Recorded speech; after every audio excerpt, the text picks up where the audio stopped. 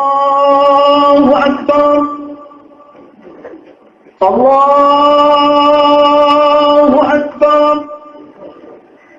أشهد أن لا إله إلا الله أشهد أن لا إله إلا الله أشهد أن محمدا رسول الله أشهد أن محمدا رسول الله أشهد أن لا إله إلا الله أشهد أن لا إله إلا الله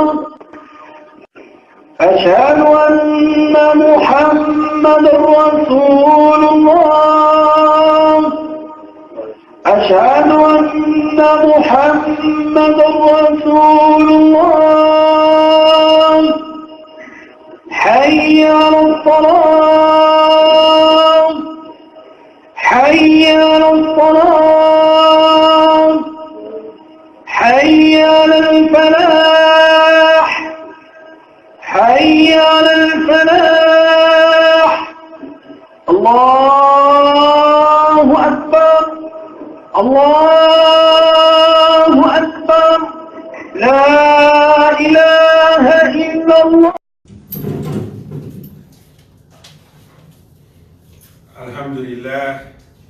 Alhamdulillah Rabbil Alameen. Alhamdulillah. Adada khalqihi wa rida nafsihi wa zinatul arshihi wa midad kalimatihi wa muntaha ilmihi wa jami'a ma sha'a wa khalaqa wa dara wa bara. Alim al-ghayb wa shahadatu rahman ar-rahim. Al-Malik al-Qudus al-Aziz al-Hakim. أشهد أن لا إله إلا الله وحده لا شريك له له الملك وله الحمد يحيي ويميت بيده الخير وهو على كل شيء قدير وأشهد أن محمدا عبده ورسوله صلى الله عليه وسلم أرسله بالهدى ودين الحق ليظهره على الدين كله ولو كره المشركون. أما بعد فيقول الله تعالى في القرآن الكريم هو الذي أرسل رسوله بالهدى ودين الحق ليظهره على الدين كله ولو كره المشركون.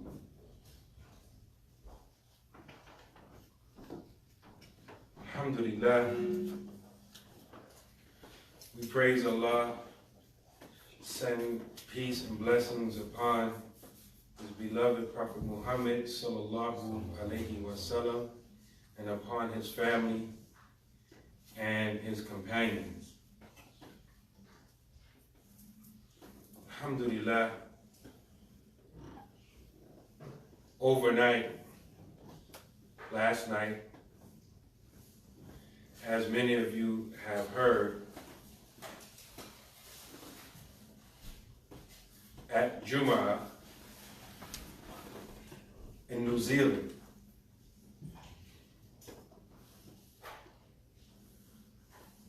an armed man went into a masjid and shot and killed 49 people and wounded dozens of others. And while he did it, he streamed it live on Facebook. The video that I've seen, it appears to be shorter than the original live feed. So in the video that I've seen, you've seen him get out or approach the masjid with his assault rifle, walk in, and he began to shoot everyone he saw. And he didn't discriminate. And then as the Muslims were laying dead or dying on the musalla, in the prayer area, he began to pump more shots into them as they lay there.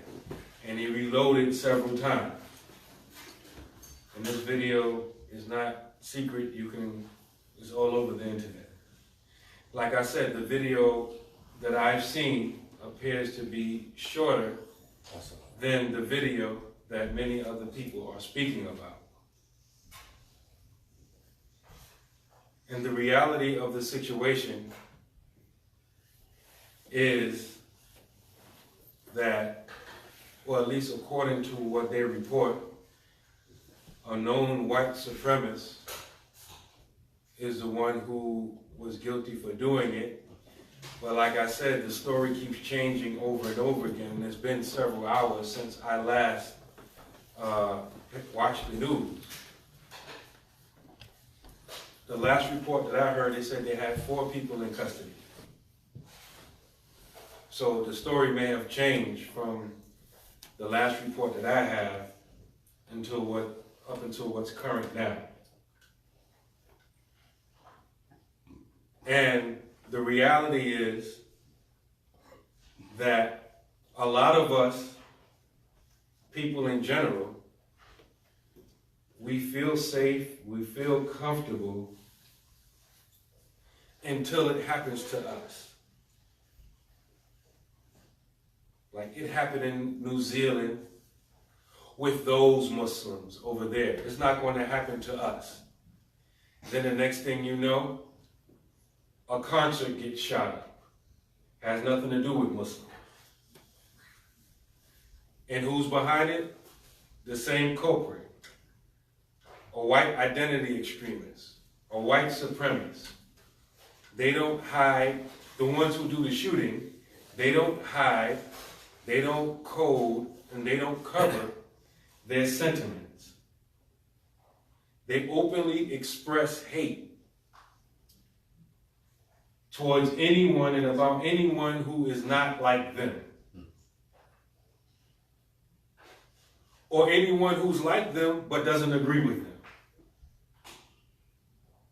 In their mind, there's a war going on. And you and I may not have declared war on other people, but we have to be honest that certain people have declared war on us.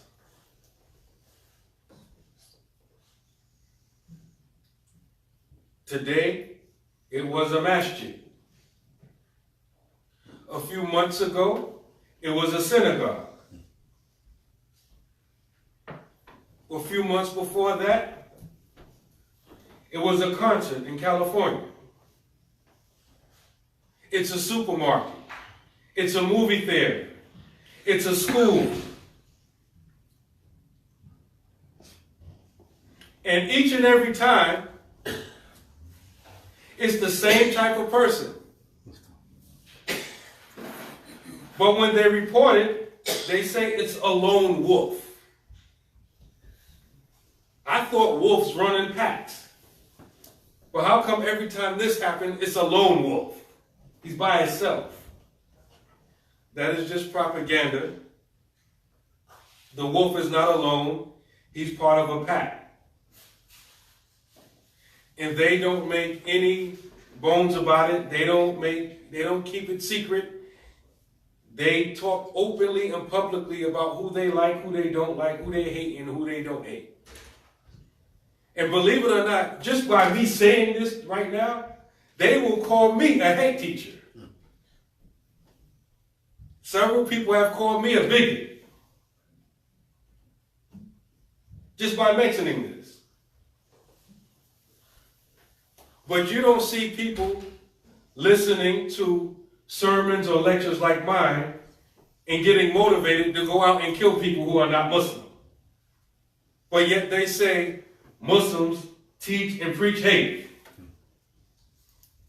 Anytime one of these shootings take place, you don't see them condemning all of the religious affiliations that the shooter had. You don't see them digging into all of the organizations and the groups that the shooter had. Why? Because they say he's a lone wolf. Even though the FBI had already reported and issued reports on groups like this. They say they exist. and they're growing in number.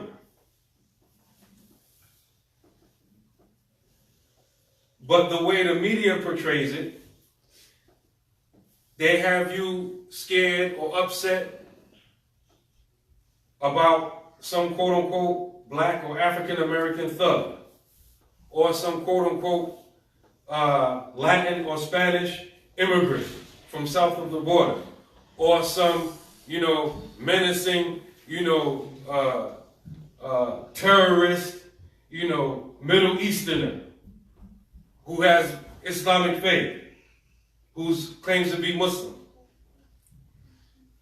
And us as people, we need to recognize, sometimes you have to ignore what people are saying, and you have to pay attention to actually what's happening.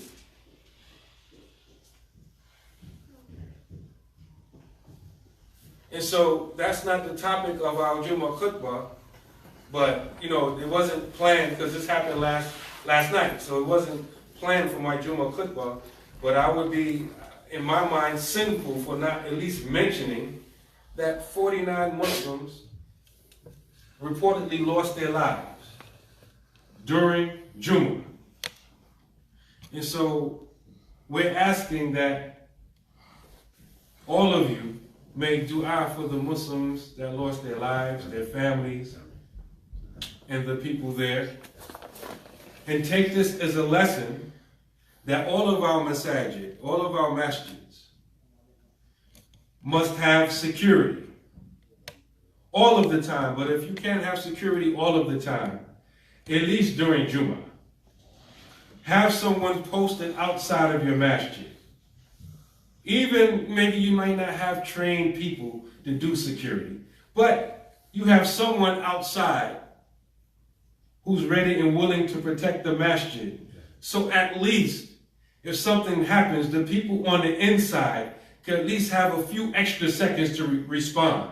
It's not like the person's up in the building and the first you hear about it is after the shots have been, after the bullets start flying inside the masjid. You have to protect your perimeter. And even the Prophet ﷺ understood this. This was the defense tactic at the battle of the Khandaq, the battle of the Ahzab, the battle of the ditch. You protect your perimeter. They dug a trench around the city to protect the perimeter. All masjids, all houses of worship, you have to protect your perimeter. I'm saying this for masjids, synagogues, churches. You have to protect your perimeter. Yes, we know as people of faith that nothing happens outside of Allah's decree. But in Islam, we have this thing where we call tying your camel. Tying your camel. What does that phrase come from? It comes from a hadith. Because you hobble your camel, your riding beast, because you don't want it to wander away, because your camel represents your transportation. It represents, the thing that's going to carry your goods. So a modern day, if you want to do qiyas, your camel is like your car. You don't get out your car and leave the key in the ignition and leave it running. I mean, some of us live in neighborhoods where you can do that. But most people don't do that. Because you're inviting someone to jump in your car and drive away. So the Prophet ﷺ taught us to trust in Allah. We trust in God, but we tie our camel. So as Muslims especially, for all people who are targeted by these deranged people who are at war, they're literally at war. He had military grade weapons. He was dressed in military fatigue. In their minds, they're at war. When they go in the woods training, they're training for war. And they have a target. And people of faith seem to be included amongst that target. Muslims seem to be included amongst that target. Jews seem to be included amongst that target. So you have to protect yourself when you know that you're a target. You have to, yes, we trust in Allah, but tie our camel. And part of tying our camel is we make sure that we protect our houses of worship. We protect the masjid. And so, as Muslims, you have to protect your masjid. And I'm saying this here not only for this masjid, but we videotaping, and we have a lot of our friends and a lot of our enemies. Trust me, somebody's going to take this football right now. Mark my words, because they're already watching me. They're going to take it and twist it and said I was teaching hate in this football. And people are going to believe them. So we have to protect, our masjids. And there are a lot of Muslims, believe it or not, that this shooting happened in New Zealand. And they're like, oh, what are we going to do? I mean, have you been paying attention to life? I mean, for the last, I don't know how long. I can't even say 1, 2, 3 years. I'm talking about pre-9/11. Have you been paying attention? You just now waking up? If you are just now waking up, my advice to you is to stay awoke. When this thing dies down in the news cycle, don't go back to sleep. Still protect your masjid. Still have people watching the masjid and looking over the believers. And this not only goes for places of worship, this goes for every place where Muslims gather. I'm even talking about Muslims in your homes. Don't think because you're at home you're safe. Watch out for your homes. In their minds, they're sick. In their minds, they're like, man, listen, I have to support my cause, and I know a Muslim lives right there. And I'm going to do what I have to do. I'm going to put in that work so, I can do my part to rid our society of these evil people. So don't think that you may or may not be a target. You have to assume that you're a target. And the reason why they're able to get away with making you a target and them not looking so bad is because the media already demonized you. The media already made you look like a bad person. So if something happens to you, nobody feels too bad. Well, alhamdulillah, Rabbil Alameen.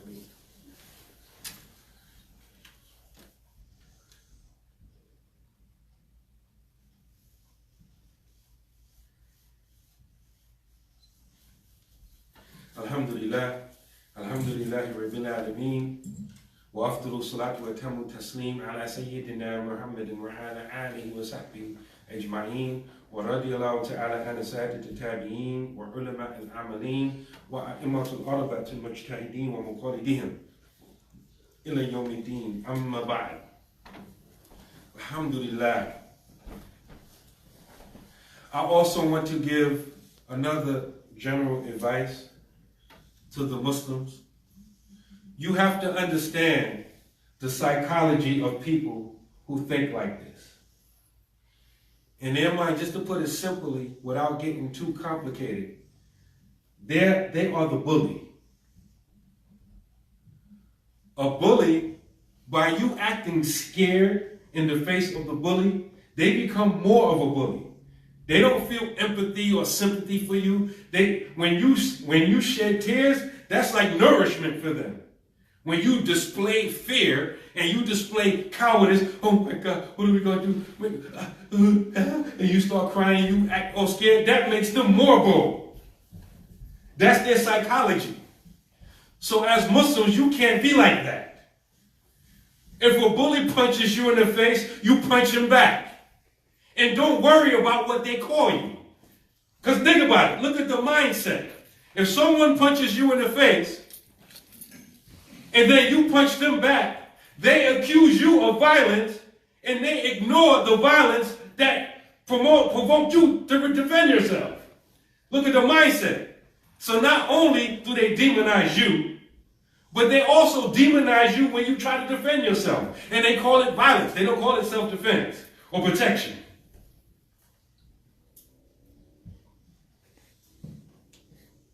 So fear is not the right move. You have the natural God-given right to protect yourself, even if they demonize you for doing so.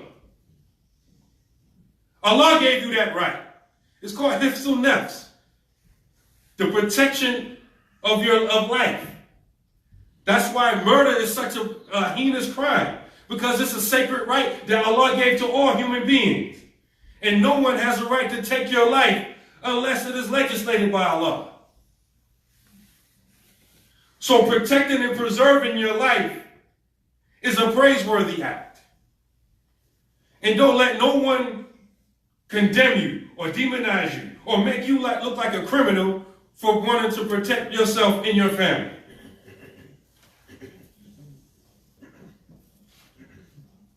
Brothers and sisters, we have to take our medicine. We have to take our medicine. And the medicine is in the Quran. Allah subhanahu wa ta'ala says in Surah Isra, verse 82, وَنُنَزِّلُ مِنَ الْقُرْآنِ مَا هُوَ شِفَاءٌ وَرَحْمَةٌ لِلْمُؤْمِنِينَ. And we have revealed with this Quran that which is a shifa, a healing, and a mercy to those who believe. We have sent down, we have revealed from this Quran that which is a shifa, that which is a healing, and a mercy, lil mu'mineen, to those who believe. To those who believe. A shifa in Islam, in the language of the Quran, in the language of the Sunnah, healing, cures, and sicknesses aren't restricted to the body. They're not restricted to the jasad. They're not restricted to the body. The same terminology is used with the physical as well as the spiritual, the intellectual, etc., etc., etc. So the Quran represents a shifa. What, just having the Quran? No. Reciting the Quran, memorizing the Quran, understanding the Quran, practicing the Quran, internalizing the Quran. All of this is a shifa and the mercy to those who believe.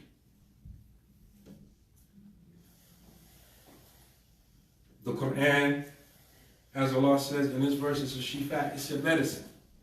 And we have to take our medicine. What good is it having some medicine if you don't take it? This is the case with a lot of us. Have you ever been sick and went to the hospital? You saw the doctor. The doctor says, oh yes, I know what this is. Let me just run a couple of tests. Let me take your blood. Let me take your urine or whatever they have to take. They take it and they say, yes, this is just exactly what I thought. You presented with these symptoms and the test confirmed that you have such and such sickness. I'm writing you a prescription. The doctor writes you the prescription. You go to the pharmacist. The pharmacist says, here, I filled your prescription. You have to take this medicine once every 4 hours for a series of 10 days or whatever the medicine, whatever the course is. Do you know or have you known someone who went through this process? They're complaining about being sick. They're complaining about being in pain. They're complaining about experiencing levels of discomfort. They go to the doctor. They get it diagnosed. They get the prescription. They actually get the medicine and refuse to take it. And then they refuse to take the medicine and then have the audacity to keep complaining about the pain. And they keep getting second and third advices from people when they already saw the doctor. They already got the prescription. The medicine is in their medicine cabinet. They're not taking it. This is what a lot of us do with Islam.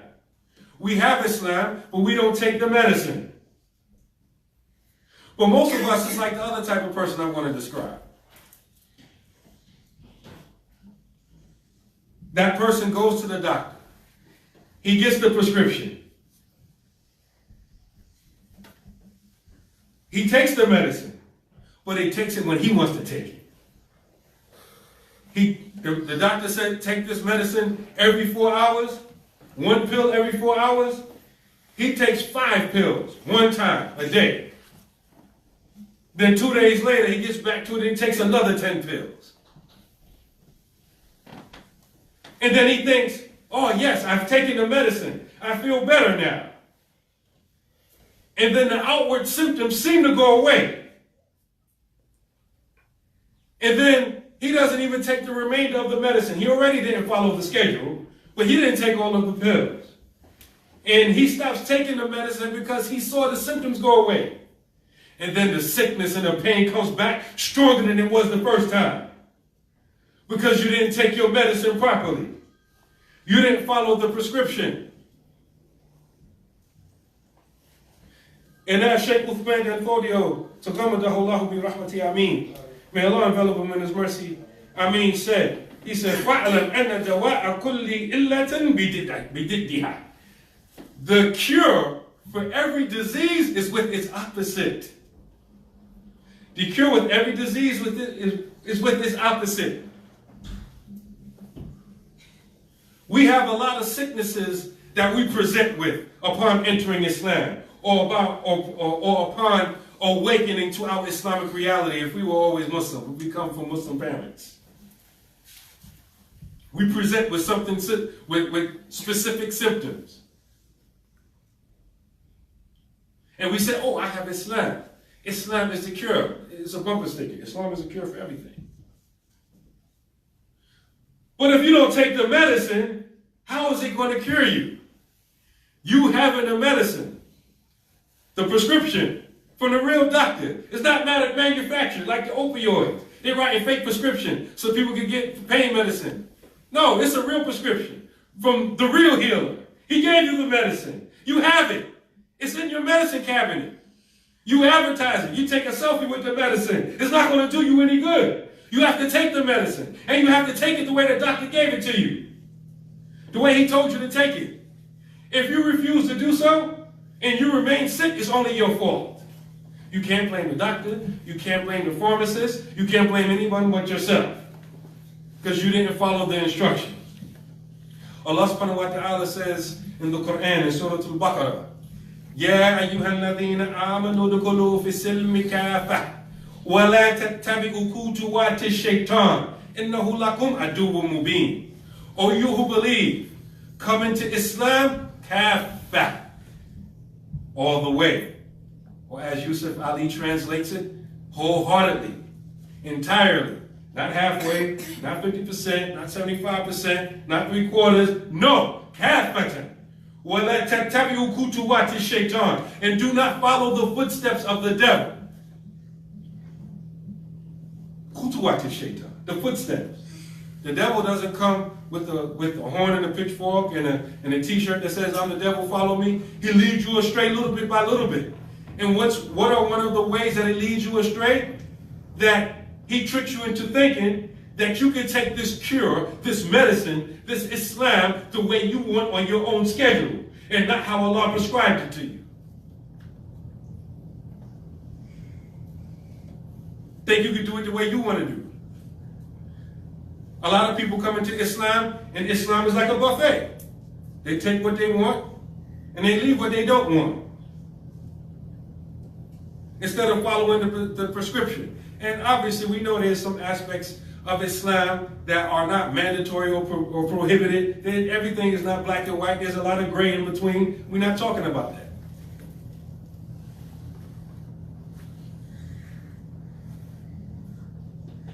A lot of us present with a lot of sicknesses from the Jahiliyyah. A lot of us have a lot of racism that followed us from our Jahiliyyah.